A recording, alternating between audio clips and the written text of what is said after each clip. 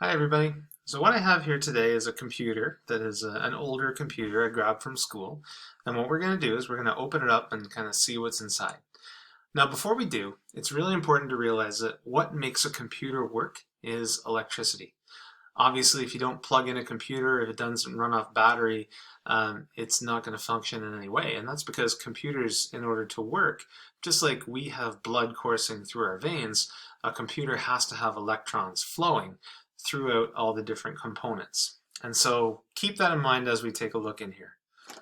Here we go. I'm going to lift this up. Yes, I did loosen it a little bit before.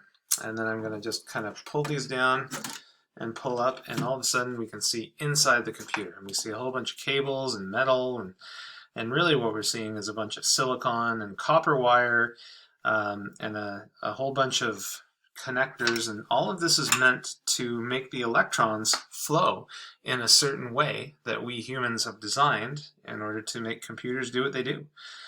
And so these cables, electricity basically, comes in through the power supply, which we'll talk about later. Here's the power supply, and it goes through all these cables, and the electrons flow into here. I'm not going to say the name yet, and then the electrons kind of get dispersed all throughout wherever they need to go.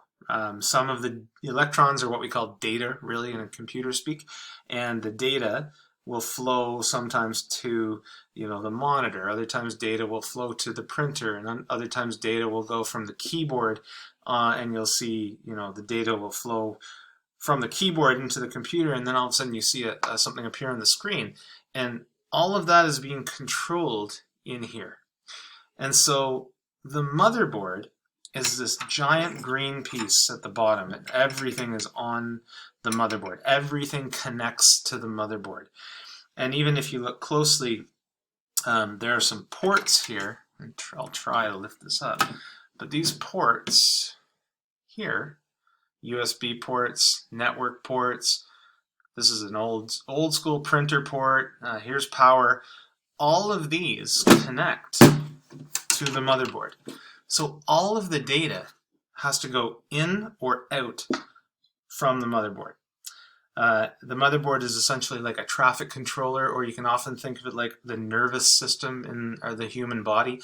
If I prick my finger with a pin, I'm going to feel pain. Well, why? Because the electrons are going to flow through here into my central nervous system, and it's going to tell my brain, oh, something happened. The same way, if I were to plug a device into this computer, it would attach to the motherboard, and the motherboard would go, oh, something just attached, I better pay that some attention. And that could be, like I said, a keyboard, a monitor, a printer, anything at all. So the motherboard is in charge of flow of electrons, making sure that everything is connected. Okay, I do have a couple of old motherboards already taken out that I'm going to show you. So there's one, and you can see that the motherboard has all kinds of different slots. That one's for power, these ones are for extra expansion cards, and you can see there's a cable plugged in here.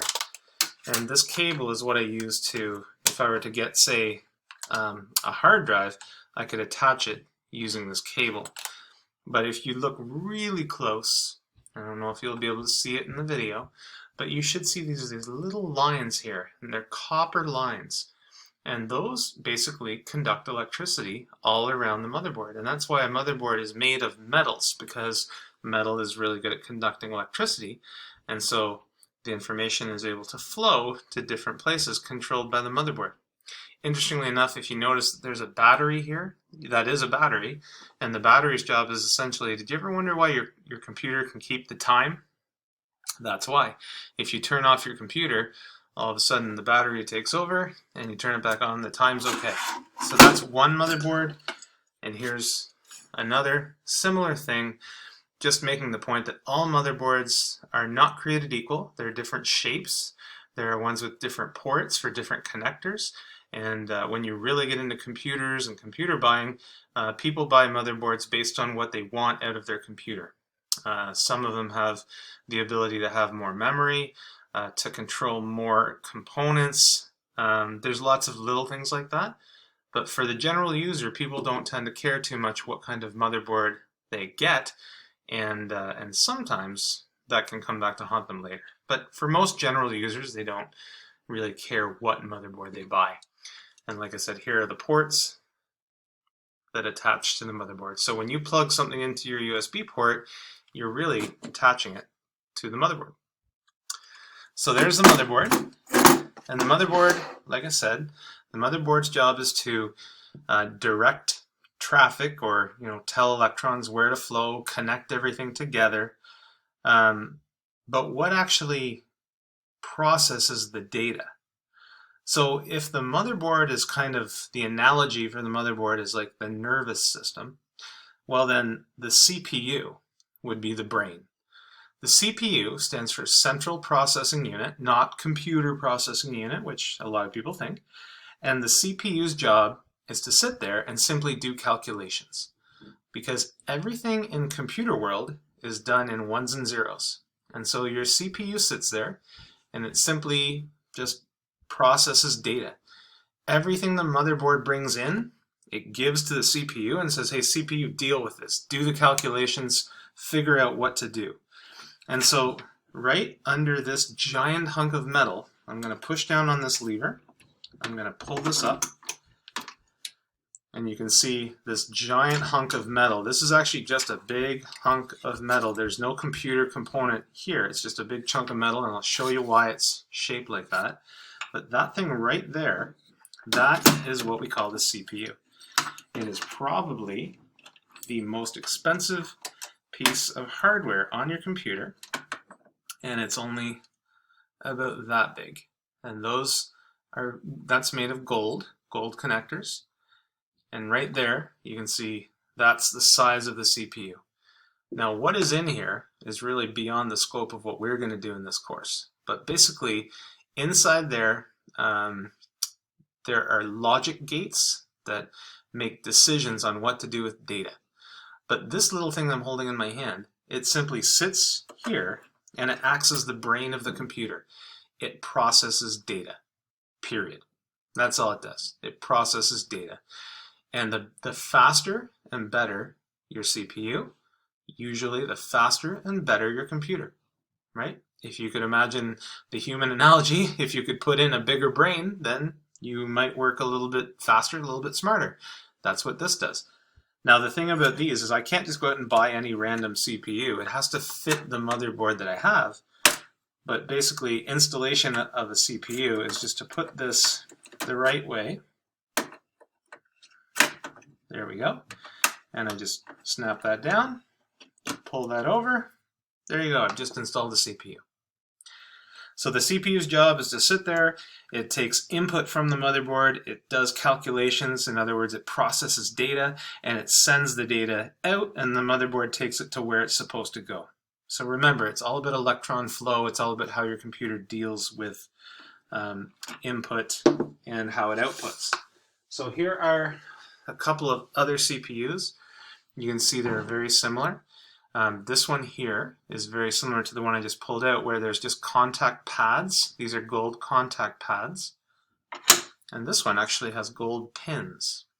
So this is a different sort of connection, but the same idea.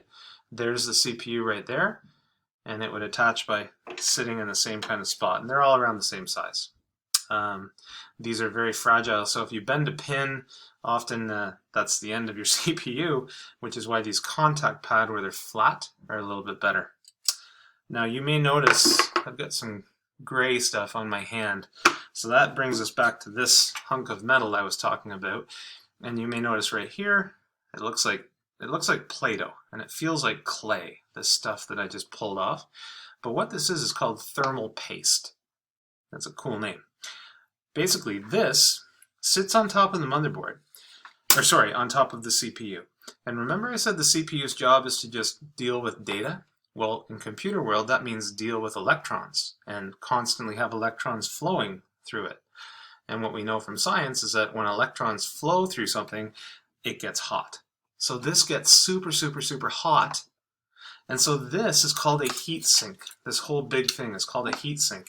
And I put this on top, and I put a little bit of this thermal paste on, and this basically sits there, and its job is to dissipate the heat, or get rid of the heat, through these metal fins. So the heat comes up through here, and then you'll notice there's these fans, and then when I put this down, the fans are right beside the heatsink. So the heatsink sucks up the heat, and then the fans blow it out of the machine.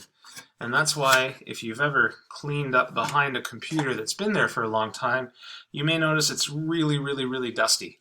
And that's because these fans are constantly blowing dust. And in fact, yeah, I don't know if you can see that, but pretty dusty on those fans.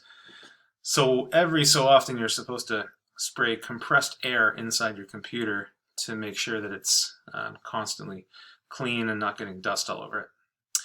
So for today's lesson, the summary is, this is the inside of a computer. The computer is always dealing with electrons and the flow of data, and the motherboard connects everything together. The motherboard is what sends electrons to where they need to go, and the analogy is your nervous system or a traffic controller. And then the CPU, which sits there, is kind of the most important component that sits on top of the motherboard. It attaches to the motherboard and it does calculations. This is what actually processes all of the data that comes into the machine. So when your computer is going slow because it's working, this is processing data and you wish it would go faster. Okay? So there you go, CPU, motherboard, and next we will talk about all of the other things we see in here.